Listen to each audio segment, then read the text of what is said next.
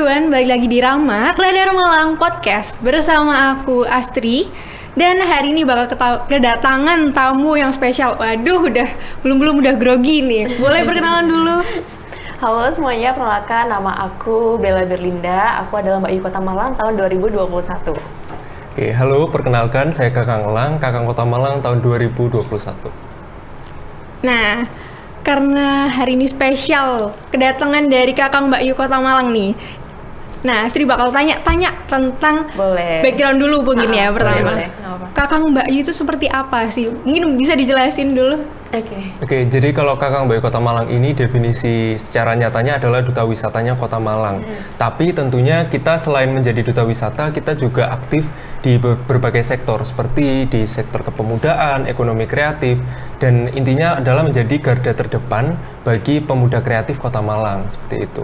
Aku mau nambahin dikit ya dari Kang Elang tadi. Boleh. Jadi kalau Kakang Mbak Yu Kota Malang itu sebenarnya adalah duta wisata, tapi kita di sini bukan acara kayak model-modelan atau cantik-cantikan, dan dimana kita tuh harus menyeimbangkan antara 5B, brain, beauty, behavior, brave, dan juga belief seperti yang kita tahu, seperti itu. Oke, ini kan background dari Kakang Mbak Yunya. Tapi lupa nih, belum background dari masing-masingnya. Iya, boleh. Nah, kita ngobrol santai aja. Kalau mau pakai bahasa Jawa boleh juga. Iya. Kita kan sama-sama arek Malang ya kan. Kerangalam ya, kalau kita Kerangalam.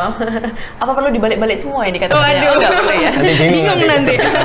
Audiensnya. Oke, dari Kang Elang dulu mungkin bisa diceritakan backgroundnya. Jadi perkenalkan, nama saya Elang Urvala, saya berumur 19 tahun dan sama seperti Mbak Bella, saya juga berada di Universitas Brawijaya di Sastra Inggris. Jadi kurang lebih kita di satu universitas ya. Sama ya.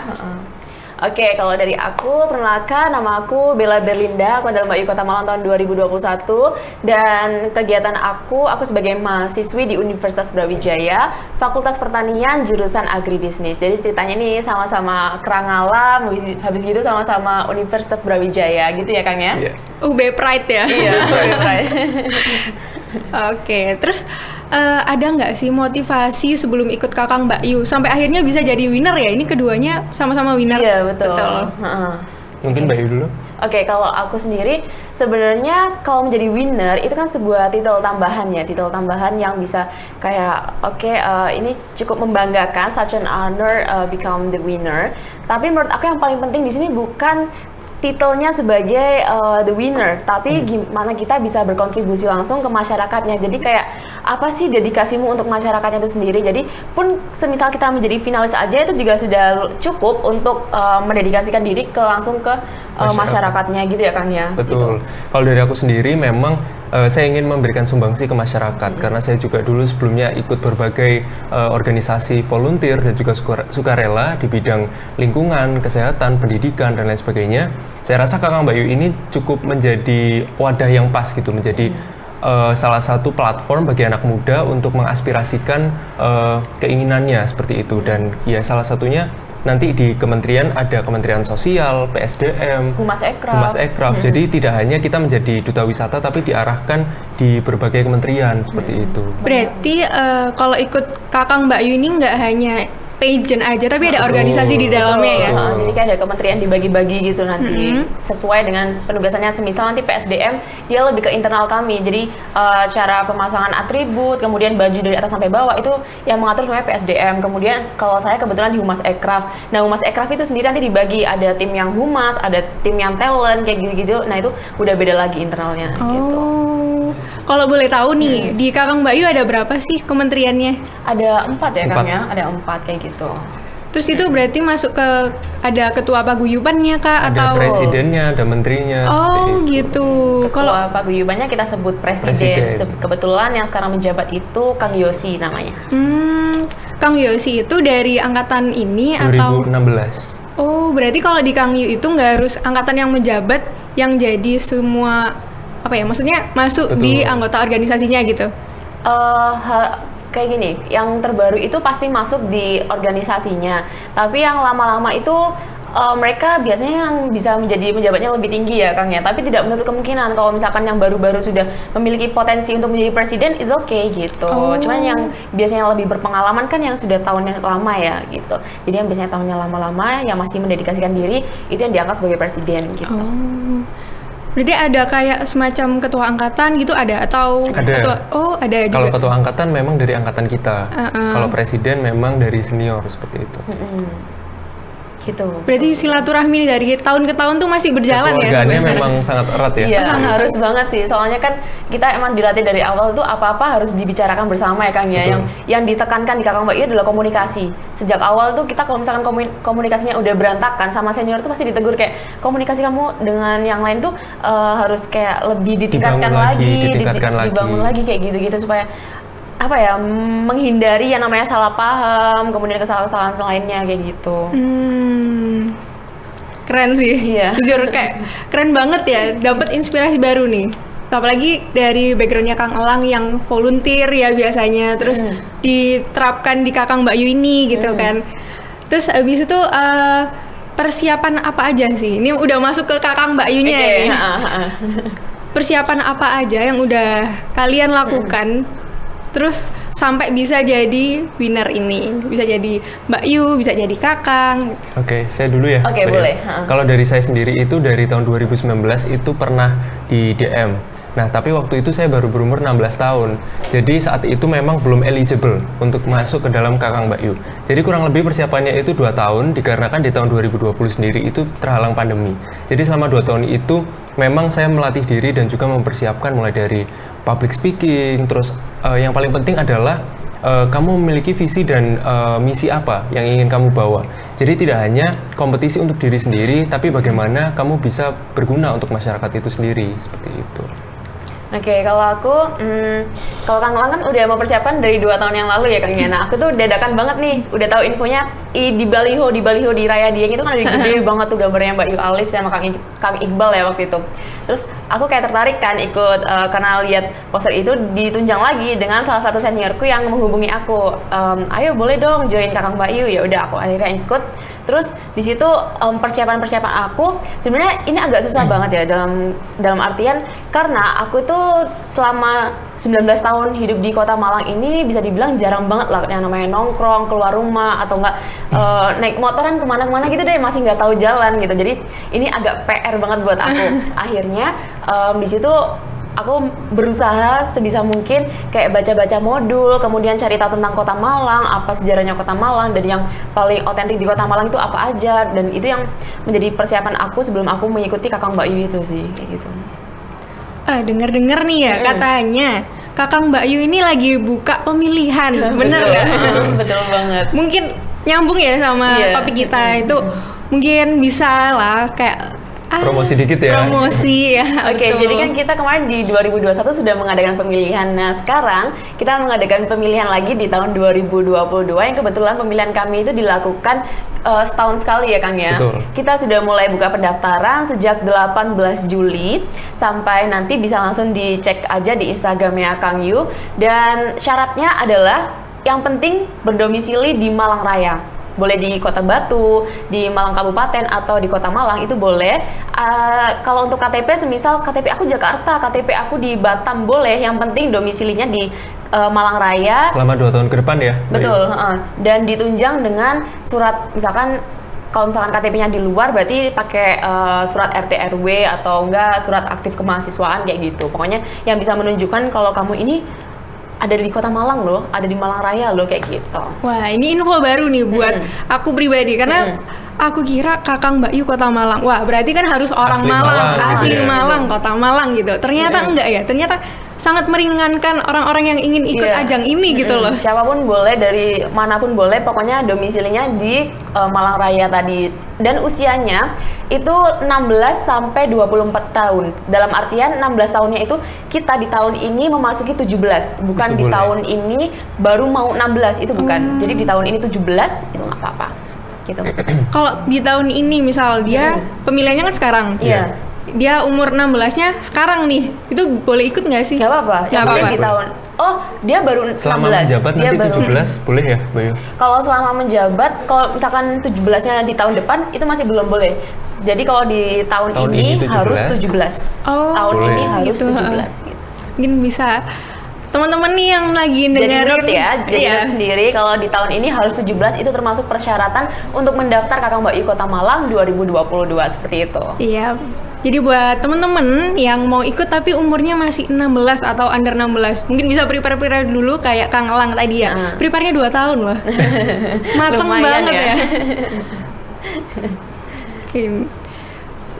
Ada nggak sih tips-tips atau yang bisa disampaikan lah intinya buat the next Kakang Mbak Yu Kota Malang gitu ya. Yes. Oke, mungkin bisa aku dulu ya. Boleh. Oke. Kalau tips dari aku itu semua dari diri sendiri. Mulai dari kenali diri, percaya diri, kemudian evaluasi diri. Contohnya, kamu kenali diri sama evaluasi diri. Aku kurang di public speaking aku kurang di cara berdiri aku, cara berbusana aku di depan umum. Kamu udah tahu kurangnya, berarti kamu harus tahu cara menyiasatinya. Seperti contohnya, kamu udah mulai belajar sejak dini, kemudian kamu cari tutorial untuk dandan tuh gimana sih caranya, ya apa sih caranya cek ayu, cek ketok api di kamera kayak gitu. Jadi harus mulai cari tahu sejak dini kayak gitu sih. Mulai dari diri sendiri untuk kamu ke depannya, seperti itu. Nah, ini mungkin percaya diri ini PR buat bagian Emang. apa ya? Kayak Betul. sebagian orang tuh, duh gimana ya caranya percaya diri? Aku Bisa tuh mau, insecure nggak sih? iya insecure bener banget kalau kata anak zaman sekarang insecure, ya. Aku tuh Kalau dari aku sih sendiri sebenarnya insecure ini wajar karena kan kita manusia ya. Pasti ada yang namanya lebih cantik, lebih tinggi, lebih pinter. Kita ada di dalam pikiran itu seperti itu. Iya. Tapi kalau kita hanya berpikiran seperti itu, kita tidak akan bisa maju. Nggak bisa maju, stuck Jadi aja di situ. bagaimana kita percaya sama diri sendiri kata Mbak Yubella dan juga mempersiapkan secara matang. Yang pertama itu ya tentunya memiliki purpose. Jadi bagaimana kamu ikut kompetisi itu tidak hanya untuk diri kamu sendiri, tapi apa yang ingin kamu berikan di organisasi atau untuk Kota Malang sendiri. Jadi memang harus percaya sama diri sendiri bahwa kamu bisa. Dan aku selalu percaya bahwa yang namanya rezeki itu seperti pintu yang dibukakan oleh Allah. Jadi bagaimana kalau misalnya pintu itu sudah dibuka, bagaimanapun orang berusaha untuk menutupnya, kalau memang Allah sudah membukanya, pasti itu sudah jalan kamu, seperti itu. wah, keren ya. Keren banget nih bisa buat quotes of the day ya. Oke. Ini kan masih tentang pemilihan ya. Iya, boleh. Nah, kira-kira pemilihan ini itu yang dicari orang-orang yang seperti apa sih? Gitu. Oke. Gini, kalau dari penilaian aku selama ini ya, dari pemilihan-pemilihan sebelumnya, aku menyimpulkan bahwasanya Kakang Mbak Yu itu nggak hanya seperti yang di awal aku bilang tadi, cantik-cantikan, model-modelan, tinggi-tinggian gitu. Yang penting kita bisa menyeimbangkan 5B. Brain, beauty, behavior, belief, dan juga brave. Dan kalau misalkan kita punya semuanya tapi kita nggak brave, kita nggak bisa menyampaikan, kita nggak berani, aduh aku takut gitu, nggak bisa. Jadi emang harus punya semuanya, terus kita harus berpikir kritis ya Kang ya. Betul. Berpikir kritis tentang apapun, terus cepat dan juga tanggap untuk semua kegiatan gitu. Kalau dari Kang Elang? Kalau dari aku sendiri, 5B itu adalah basicnya dari Kakang Mbak Yu. Memang kita harus berani dan juga harus percaya sama diri sendiri, brave dan believe. Tapi yang menjadi tambahan, memang tiap pemenang sebelumnya itu memiliki karakteristiknya masing-masing. Tidak bisa menjadi patokan, oh pemenang itu sama semua, nggak bisa kayak gitu. Jadi kalau dari aku sendiri, Kakang Mbak Yu Kota Malang itu adalah seseorang yang membutuhkan spokesperson dan juga seseorang yang bisa memiliki talenta. Karena nanti di organisasi akan dibentuk kalian mau ke arah kemana, dan juga yang ketiga memiliki keorganisasian, jadi memiliki talent di situ. Jadi ketiga ini adalah salah satu hal yang bisa menonjolkan kalian seperti itu. Oke, ngomongin tentang talent nih. Nah, ini juga struggle-nya orang-orang. Aduh, aku tuh pengen ikut, aku udah pede, tapi aku nggak punya bakat. Gak iso Terus lapo-lapo. gimana? Gak iso lapo-lapo. Iya, bener. Gitu. Terus aku kudu lapo lek tes bakat, apa aku mundur ayo lah. Biasanya kan ada ya yang punya pemikiran kayak gitu. Banyak sih, banyak teman-teman aku yang mau daftar tapi kendalanya adalah talent kayak gitu kan. Oke, aku sharing dikit ya. Boleh. Kalau dulu kan pemilihan kita kebetulan online ya Kang ya. Tentunya online, jadi bikin video ya. Lewat video di Instagram gitu. Nah, aku menampilkan modeling. Jadi di situ kan modeling kan banyak banget kayak perbedaannya ya. Misalkan modeling sambil ngedance, catwalk dance, kayak segala macam kayak gitu tuh itu selalu berbeda, menyesuaikan tempo dengan musiknya. Nah, dari situ aku menyontokkan dan membuat video dan akhirnya aku unggah di Instagram sebagai bentuk talent aku di Kakang Mbak Yu kayak gitu sih, Kang. Nah, kalau dari aku sendiri bermain piano memang. Tapi intinya kalau misalnya kalian punya talent apapun itu, misalnya kayak dulu itu pernah ada yang masak, terus sama anjingnya, terus monolog juga ada. Jadi memang tidak ada batasan gitu loh. Karena talent ya tiap orang beda-beda. Jadi bagaimana kita bisa menggali lagi apa sih hal favorit kita yang menjadi nanti bisa diarahkan menjadi talent seperti itu. Oke, ada saran nggak sih kalau buat orang-orang nih yang nggak tahu bakatnya apa, terus tapi pengen ikut Kakang Mbak Yu itu gimana nantinya? Melihat dari keseharian nggak sih? Iya. Jadi misalnya kayak aku nih tiap hari suka makan, mungkin dicoba ngelatih untuk bagaimana caranya bikin bisa masak. Vlog. Gitu. Oh, bikin masak vlog juga atau bisa. Boleh. Jadi itu sih dilihat dari keseharian. Mukbang gitu ya, Iya, kayak betul. Tan Boy Kun gitu ya boleh. Berarti emang Kakang Mbak Yu ini benar-benar membebaskan pesertanya buat unjuk diri gitu ya? Betul. Iya, bebas banget sih. Ini tapi ada sih muncul satu pertanyaan karena tahun kemarin kan online. Nah tahun ini kira-kira boleh nggak sih dibocorin ini kira-kira online atau offline gitu? Oke. Duh, boleh nggak ya ini? Waduh, Boleh tapi kayaknya tipis-tipis aja Tipis-tipis kan. ya. Iya. spesial nih di Radar Malang Podcast loh. Kebetulan kita memang lagi mempersiapkan dengan ketat dan secara matang ya untuk kegiatan ini. Kayak kemarin kita barusan aja rapat di salah satu tempat, di salah satu kampus yang emang terkenal banget, tapi nama kampusnya kayaknya belum sempat kita spill ya kayaknya. Jangan kita spill terlebih dahulu. Nanti untuk seleksinya tempat-tempatnya mungkin akan menyusul karena kita nggak bisa umumkan sekarang. Yang perlu dipersiapkan adalah setelah kita pendaftaran kita akan melakukan technical meeting, kemudian ada seleksi 1, seleksi 2, semifinal dan juga selanjutnya di semifinal itu akan menentukan 20 orang, 10 Kakang, 10 Mbak Yu yang nantinya akan melanjutkan ke kegiatan pra-karantina, karantina hingga nantinya ke grand final gitu. Jadi tiap tahunnya ini dari Kakang Mbak Yu ada 20 orang ya? Iya, yang betul. lanjut selama setahun gitu? Betul. Tapi kalau ini kemungkinan masih tetap hybrid sih. Jadi kita ingin karena kalau misalnya online kan talentnya bisa beragam ya. Karena kalau misalnya offline kadang keterbatasan tempat dan lain Iya sebagainya. sih, Jadi mungkin kita nanti talentnya tetap online biar bisa mengaspirasikan talent-talent yang unik ya mungkin ya. Wah. Karena kemarin tahunku ada yang nembak juga tuh. Wah keren, iya sih nggak mungkin ya kalau nembak di nggak tempat. mungkin, jurinya ditembak dong. Ya waduh, takut ya. Oke, terus selama setahun menjabat kan kalian mau lengser ya ini. Pasti kan pengalamannya udah numpuk-numpuk tuh, udah banyak, udah bekalnya itu udah penuh kali ya. Iya. Boleh diceritain nggak sih? Ya, spill dikit boleh. Oke. Dari aku dulu boleh ya Kang ya.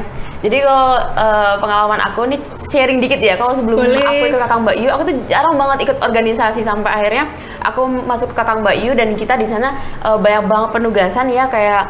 Jadi ikut Kakang Mbak Yu itu nggak semena-mena setelah menang kita sudah selesai.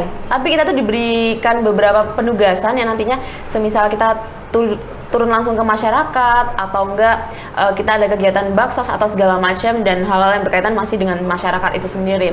Nah, menurut aku yang lebih berkesan itu saat aku menjadi MC atau enggak kayak ala-ala ngevlog gitu di Kaki Tangan waktu itu kegiatan 108. Malang 108 ya, kegiatan di situ tuh banyak banget orang-orang yang jual di kaki lima kan kebetulan aku suka banget ya jajan kayak leker, habis itu cilo-cilo di pinggir jalan tuh makan kesukaan aku banget kan.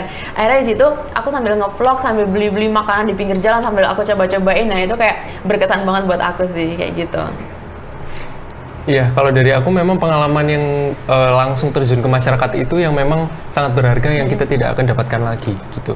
Jadi kalau kita pernah namanya penugasan ke kampung, kita tuh pernah yang namanya kalau aku kira kita datang ke kampung sedih-sedih aja. Ternyata orang kampung tuh lucu-lucu, ada yang ceritanya horor, emak-emak ya biasanya kayak Mama gitu. rumpi. Mama rumpi kayak gitu. Jadi memang dari situ kita terbangun yang namanya rasa solidaritas antar keluarga Kang Yu juga. Kita dibangun untuk menjadi satu keluarga, saling untuk menghargai, untuk bagaimana kita bisa saling memberikan solusi dan lain sebagainya. Dan yang paling berkesan ya menurut saya bagaimana kita di masyarakat itu sendiri ya, kayak gitu.